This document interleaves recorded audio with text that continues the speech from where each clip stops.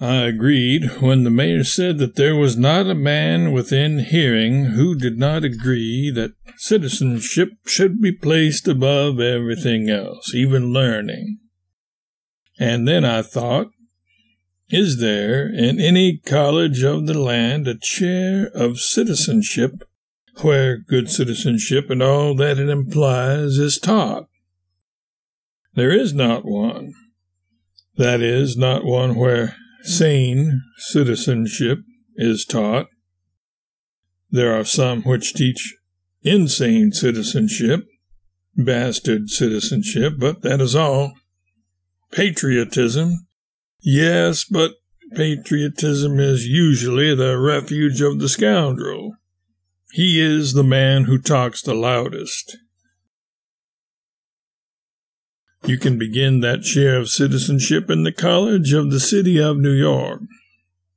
You can place it above mathematics and literature, and that is where it belongs.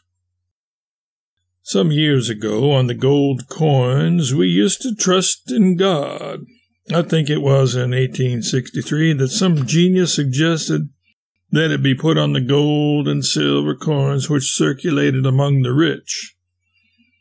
They didn't put it on the nickels and coppers because they didn't think the poor folks had any trust in God. Good citizenship would teach accuracy of thinking and accuracy of statement. That statement on the gold coins, "In God we trust," was an overstatement.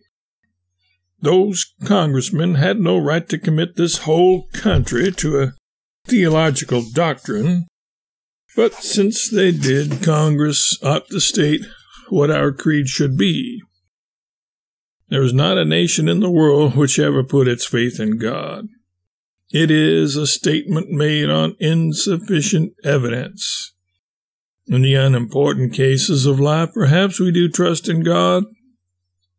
That is, if we rule out the gamblers and burglars and plumbers, for of course they do not believe in God. If the cholera or black plague should ever come to these shores, perhaps the bulk of the nation would pray to be delivered from it. But the rest of the population would put their trust in the health board of the city of New York. If I remember rightly, the president required or ordered the removal of that sentence from the coins. Well, I didn't see that the statement ought to remain there. It wasn't true. But I think it would be better read within certain judicial limitations. We trust in God. And if there isn't enough room on the coin for this, why enlarge the coin? I read in the papers within the last day or two of a poor young girl who they said was a leper. Did the people in that populous section of the country where she was, did they put their trust in God? The girl was afflicted with leprosy, a disease which cannot be communicated from one person to another. Yet, instead of putting their trust in God, they harried that poor creature, shelterless and friendless, from place to place, exactly as they did in the Middle Ages, when they made lepers wear bells so that people could be warned of their approach and avoid them.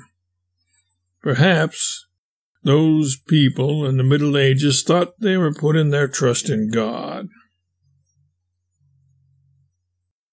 But I have a great respect for the bald-headed prophets. I expect to be one myself sometime. I don't know Mr. Bryan, but he's got that sort of a head. If Congress puts that motto back on the coins, I hope they will modify it. Now, I want to tell a story about jumping at conclusions. It was told to me by Bram Stoker, and it concerns a christening. There was a little clergyman who was prone to jump at conclusions sometimes.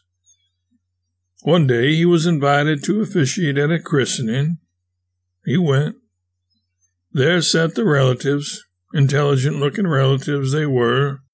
The little clergyman's instinct came to him to make a great speech. He was given to flights of oratory that way, a very dangerous thing, for often the wings which take one into clouds of oratorical enthusiasm are wax and melt up there, and down you come.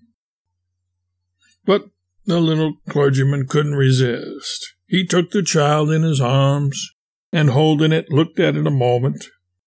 It wasn't much of a child. It was little, like a sweet potato. Then the little clergyman waited impressively, and then, "I see in your countenances," he said, "disappointment of him. I see you are disappointed with this baby. Why? Because he is so little. My friends, if you had but the power of looking into the future, you might see that great things may come of little things. There is the great ocean holding the navies of the world, which comes from little drops of water no larger than a woman's tears. There are the great constellations in the sky, made up of little bits of stars. Oh, if you could consider his future, you might see that he might become the greatest poet of the universe, the greatest warrior the world has ever known, greater than Caesar, than Hannibal, than, what's his name?" The father hesitated, then whispered back, "His name? Well, his name is Marianne."